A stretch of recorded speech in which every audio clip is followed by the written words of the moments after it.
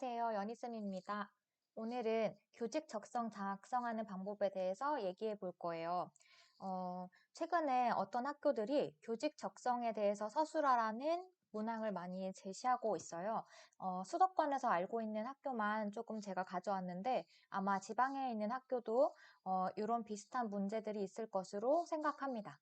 교직 적성 작성하기 전에 학교들에서 제시하고 있는 문항들을 한번 살펴볼게요. 먼저 인하대가 대표적인데요. 인하대에서는 교직 적성, 인성, 연구 계획 및 졸업 후 희망을 순서대로 쓰라고 하고 있습니다. 이 인성에 대해서도 다음 편에서 제가 다룰 예정인데요. 일단은 한번 훑고 지나갈게요. 그리고 국민대에 보면 아주 복잡한 1번 문항이 있어요. 같이 읽어보겠습니다. 본교 교육대학원 인재상인 실천적 인성을 갖춘 미래지향적 교사가 될 수 있는 교직에 대한 적성과 인성을 갖추었는지 지원자 본인의 사례를 토대로 서술하고 입학 후 실천적 인성을 갖춘 미래지향적 교사가 되기 위한 계획을 제시하시오. 엄청 복잡하죠. 이거를 이렇게 하나하나 우리가 뜯어서 무엇을 도대체 원하는 것인지 살펴볼게요.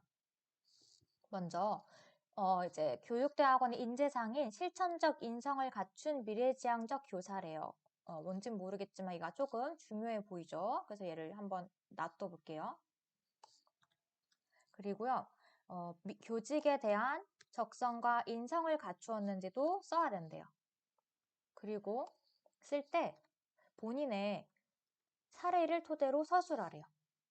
그 다음에 입학 후에 실천적 인성을 갖춘 미래지향적 교사. 처음에 나왔던 거랑 똑같죠. 그러니까 한번 지워볼게요. 가 되기 위한 계획을 기재하래요. 계획을 쓰래요. 이렇게 중요한 키워드만 남았어요. 보면 어쨌든 어떠한 인성을 갖춘 사람이어야 되고 교사로서의 어떤 미래지향적인 성향을 가지고 있는 걸 원하네요. 근데 이거를 이제 표현하는 방법에 있어서 교직 적성, 자신의 인성, 그거를 사례를 토대로 쓰고 자기 계획이나 어떤 희망을 쓰라는 거예요. 자, 국민대를 살펴보고 일단 단국대도 보세요. 단국대로 국민대랑 거의 똑같아요. 보면 여기는 인지상이 조금 다른 게 이제 하나 큰 차이점인데 능동, 혁신, 헌신의 교육 전문가라고 되어 있고 뒤에는 똑같죠. 교직에 대한 적성과 인성을 갖추었는지 본인의 진학 동기 사례를 토대로 쓰세요. 계획을 쓰세요 라고 되어 있습니다. 그래서 얘도 이렇게 지워보면 키워드만 남기면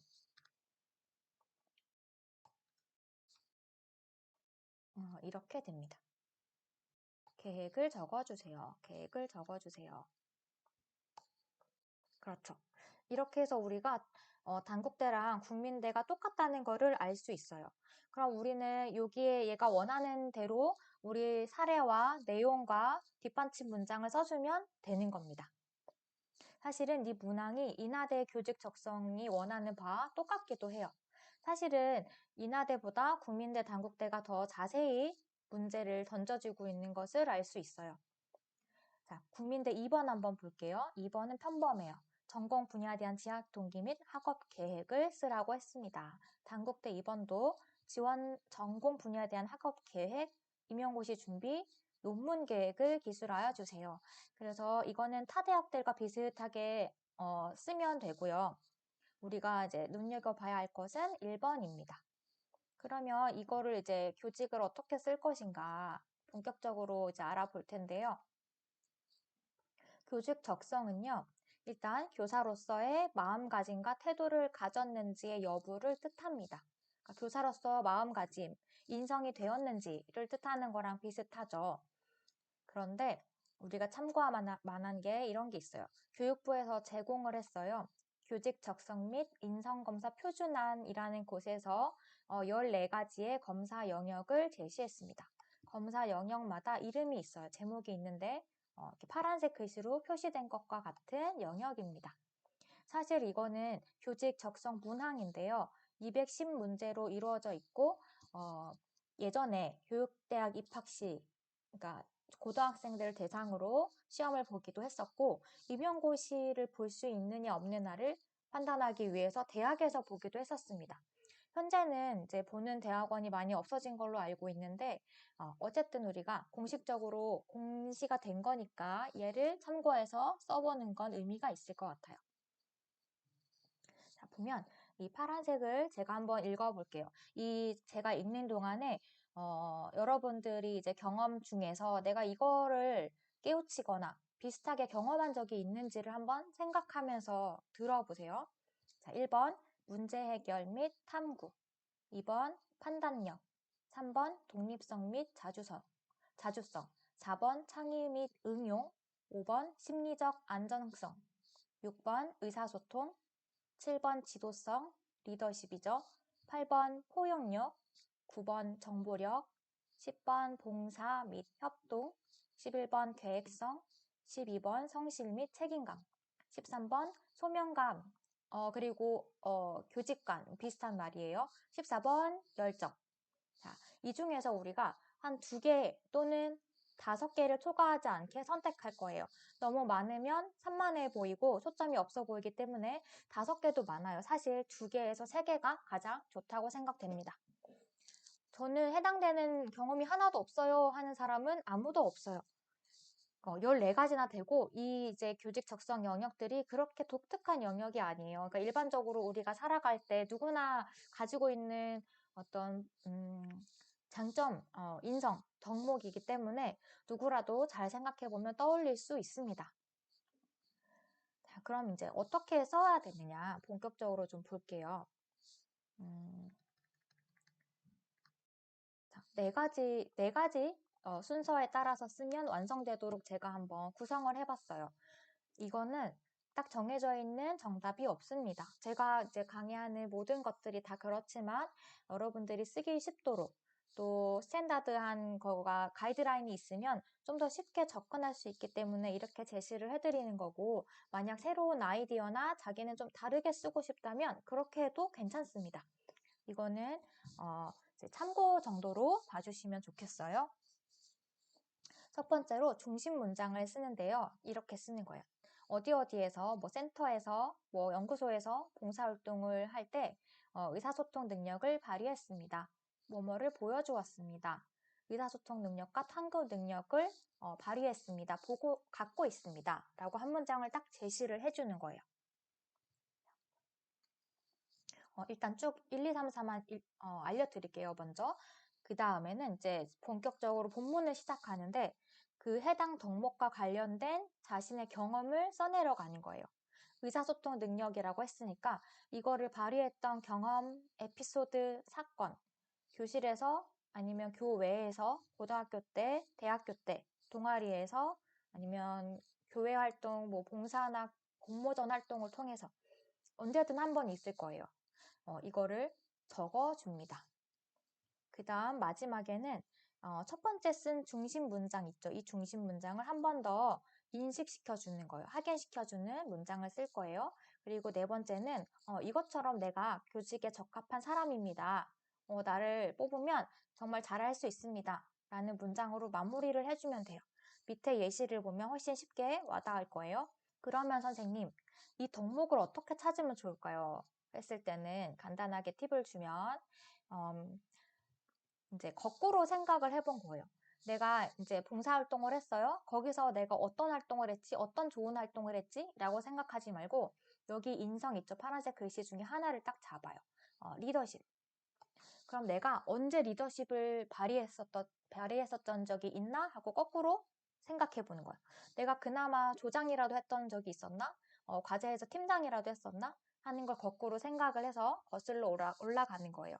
또 심리적 안정성을 골랐다 라고 하면 내가 좀 남들보다 침착함을 유지했던 경험이 언제였을까? 내가 가장 당황할 뻔했던 순간이 언제였지? 이렇게 거꾸로 생각해 보는 것도 도움이 됩니다. 자, 이제는 글 안에서 이것이 어떻게 드러났는지 예시를 보겠습니다.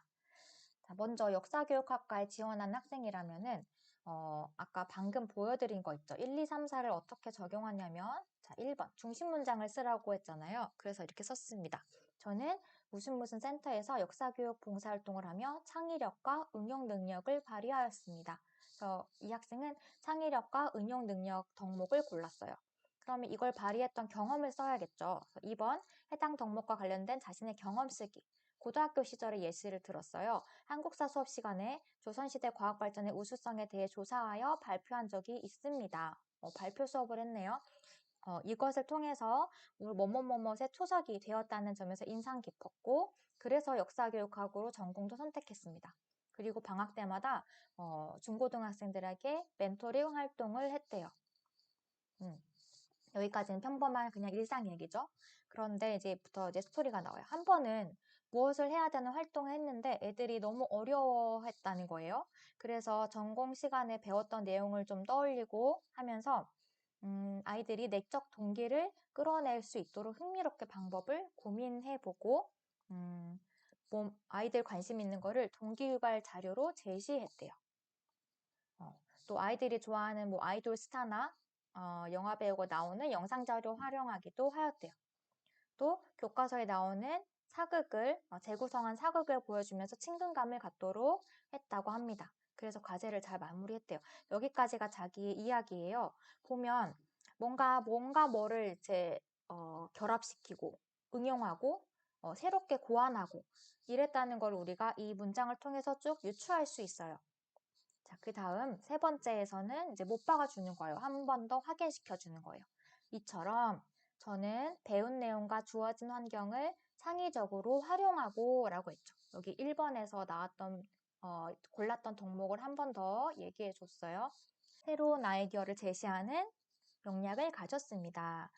새로운 아이디어 제시. 창의적인 것과 동의어죠. 같은 말인데 조금 다르게 풀어 썼습니다. 그리고 이번에 또한 해서 기존 것을 응용하고 응용 나왔어요. 첫 번째 중심 문장에서 우리 골랐던 덕목을 한 번 더 얘기해 줬어요. 접목하여 새로운 저만의 교육 방법으로 탄생시키는 유연함도 갖고 있습니다. 자, 그리고 마지막 한 문장. 이러한 성향은 학생들에게 즐거운 방법으로 교과서 내용을 전달하는 데 도움이 될 것입니다. 또한 아이들의 창의성을 격려할 수 있는 여유를 가진 교사가 될 수 있을 것입니다. 하면서 내가 가진 교직 적성이 굉장히 적합하다라는 거를 말하면서 끝맺음했습니다. 이렇게 써주시면 돼요. 자, 예시를 하나만 더 볼게요. 이번에는 생명교육학과 진학하는 거를 한번 볼게요. 1번 똑같이 중심 문장을 쓰는 거예요. 소논문 작성 대회에서 문제 해결 및 탐구 능력 그리고 의사소통 능력을 보여주었습니다. 그럼 이 두 가지를 보여주었다는 거를 밑에 써야겠죠. 학부 시절 이야기를 썼습니다. 학부 시절에 소논문 작성 대회에서 곤충을 연구해서 금상을 받았습니다. 이러저러한 어려움이 있었지만 끝까지 노력해서 작은 문제라도 정확히 확인할 수 있는 문제 해결 방법을 찾아서 했습니다. 자기가 선행 연구도 찾았고 학우들한테 어려운 시험 원리도 설명해주고 하면서 노력을 했대요. 그리고 연결되는 거. 이때 팀원들과 프레젠테이션을 제작, 발표, 실험, 진행 역할 등 하면서 팀 리더로서 의사소통 능력을 활용하여 다툼 없이 잘 마무리하였습니다. 라고 되어 있어요. 이 친구는 여기 팀 리더로 이제 일했었기 때문에 사실은 리더십이나 지도력으로 갈 수도 있었어요. 그런데 본인이 의사소통으로 포커스를 잡은 거예요. 그 다음 똑같이 3번 가보겠습니다. 첫 번째 쓴 중심 문장 한 번 더 확인시켜주기 단계입니다. 볼게요. 이처럼 팀을 구성하여 함께 생각하고 공부하는 과정에서 기쁨과 효율을 배로 얻을 수 있었고 이처럼 팀을 구성하여 함께 연구하는 과정에서 문제 해결력과 탐구 능력을 키울 수 있었습니다. 여기 나왔죠? 똑같은 거 한 번 더 써줬어요. 또한 팀원들과 효율적으로 소통하는 방법을 배우면서 의사소통 능력도 키웠습니다. 이렇게 마무리를 해줬습니다. 마지막 문장으로 마무리해 볼게요. 앞으로 땡땡대학교에서 생물교사로서 역량을 갖추는 과정에서 소통의 가치는 학생들의 심리를 이해하고 개인의 특성을 고려한 수업을 제공할 수 있는 초석이 될 것으로 생각합니다. 그래서 자신이 가지고 있는 어떤 교직 적성이 얼마나 중요한지 어떻게 잘 발휘될 수 있을지를 말하면서 끝맺음을 했어요. 이렇게 써주면 완성이 됩니다. 자, 여기서 마지막으로 좀 궁금하실 것 같은 걸 말씀드릴게요. 국립대와 단국대를 보면은 자기소개랑 지원 동기, 학업 계획을 나중에 2번에서 쓰라고 나옵니다. 그럼 선생님 1번이랑 겹치면 어떻게 하나요? 라고 물어본다면은 서로 겹치면 좋지 않습니다. 만약에 겹치더라도 같은 내용을 일단 떠올려 보는 거예요. 그리고 나중에 배치를 조정할 필요가 있어요. 같은 사건을 말할 수는 있지만 그 사건을 다르게 구상해서 다른 각도로 보는 내용을 써야 한다. 인하대는 걱정할 필요가 없겠죠. 인하대는 다른 학교의 뭐 자기소개 지원 동기 부분이 없기 때문에 여기 교직 적성과 인성 1번, 2번에 다 충분히 녹여서 쓸 수 있습니다. 반대로 말하면 내가 인하대를 아직 안 썼는데 다른 학교는 썼다면 그 다른 학교의 자기소개 지원 동기 부분에서 가져올 수 있다는 말이에요. 사건이나 어떤 문장들을 가지고 와서 인하대의 1번, 2번에 활용할 수 있습니다. 자, 그러면 교직 적성을 여기까지 하겠습니다. 다음번에는 내용이 길어져서 인성 부분은 다음 영상으로 준비할게요.